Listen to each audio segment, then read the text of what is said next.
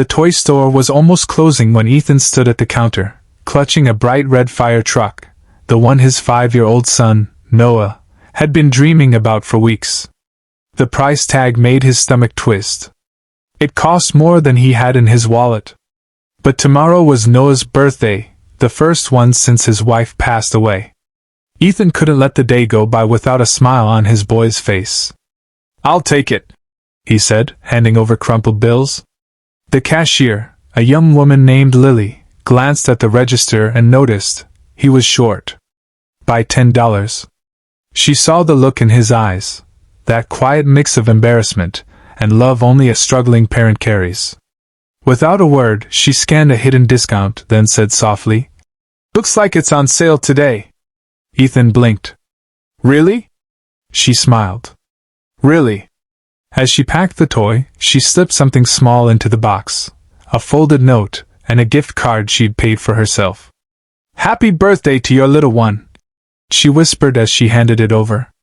That night, Noah tore open the wrapping with pure joy, his laughter echoing through their small apartment. When Ethan opened the box to remove the packaging, the note fell out. It read, "You're doing better than you think. Love doesn't need money, it just needs moments like this." Tears filled his eyes. He thought he was buying a toy, but he'd been given hope. The next morning, Noah raced around their tiny living room, siren sounds filling the air as he pushed the fire truck across the floor. "Daddy, look! It makes real sounds!" He laughed, the kind of laugh that made all the late nights and empty wallets worth it. Ethan sat on the couch, the notes still in his hand. He read it again and again, each word sinking deeper. "You're doing better than you think." It had been a tough year, losing his wife, taking on 2 jobs, and trying to be both father and mother to Noah. Some days he'd question if he was enough. But that note, it was like someone had seen right through him and whispered, "You are." Later that day, he stopped by the toy store again. Lily was restocking shelves when she saw him walk in. "Oh, hi," she said with a smile.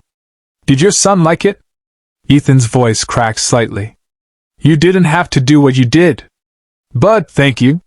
He loved it." Lily blushed. "Sometimes a little kindness can go a long way," she said softly. Ethan reached into his jacket and handed her a small envelope. "It's not much, but I wanted you to know you made a difference." Inside was a photo, Noah holding his toy truck, smiling wider than he had in months, and a handwritten note. "You didn't just help me buy a toy. You helped me believe again."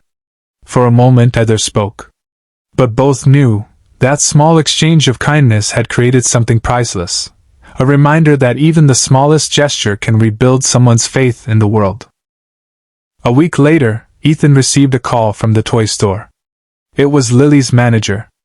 "Sir, I believe you left something behind last time you were here," he said.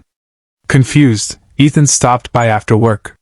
When he arrived, Lily met him at the counter, holding a small brown box. "I didn't leave anything," Ethan said, puzzled. Lily smiled softly. "No. But someone left this for you." Inside was a handwritten card signed by all the store employees. It read, "We heard your story. You reminded us what kindness looks like. This is from all of us, for you and Noah." Beneath the note was a brand new winter coat, a grocery card, and a small toy for Noah. Ethan's hands trembled as he lifted the items. "I don't know what to say." Lily shrugged gently. "Just keep doing what you're doing. That's thanks enough." Later that night, as snow fell outside their window, Ethan watched Noah sleep, his small hand clutching the red fire truck. He thought about how a stranger's kindness had rippled into his life like a quiet miracle. He realized that life wasn't about how much you had, it was about how much love you could give, even when you had almost nothing left. He pulled out a notebook from the drawer and began to write, not for money, not for fame, but to remember. The title at the top of the page read, "The Cashier Who Saved Christmas." He smiled, wiped his eyes, and whispered, "Someday, I'll tell this story to Noah." Because sometimes, the greatest gifts don't come from wrapping paper or price tags, they come from people who still choose to care. Months passed, and winter turned to spring. Life didn't suddenly become easy for Ethan, but something inside him had changed. That note, the kindness, and that simple act in the toy store had sparked something he hadn't felt in a long time: hope. He started volunteering at a local shelter on weekends, reading to kids who reminded him of Noah. Some came without parents, some came hungry, but all of them came with the same look, the one he once saw in his own son's eyes. Every time he handed out a toy or smiled at a struggling parent, he thought of Lily. Her kindness had planted a seed, and now it was growing.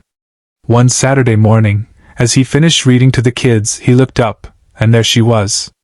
Lily stood at the doorway, holding a donation box filled with toys. "I heard you were helping here," she said, smiling warmly. Ethan laughed. "Guess your kindness was contagious." They spent the rest of the morning packing food bags and sharing stories. For the first time, Ethan didn't feel like life was something he was surviving. It was something he was building again. As they left the shelter, Noah ran up and hugged Lily's leg. "Thank you for my fire truck," he said shyly. Lily knelt and smiled. "You're very welcome, buddy." Ethan watched them, his heart full. Sometimes, the smallest act of kindness becomes the biggest turning point. He looked at Lily and said softly, "You didn't just help me that night, you helped us find our way back." And as the sun dipped behind the city skyline, it was clear: the greatest miracles don't come from money or luck. They come from kind hearts that still believe in people. Red Heart.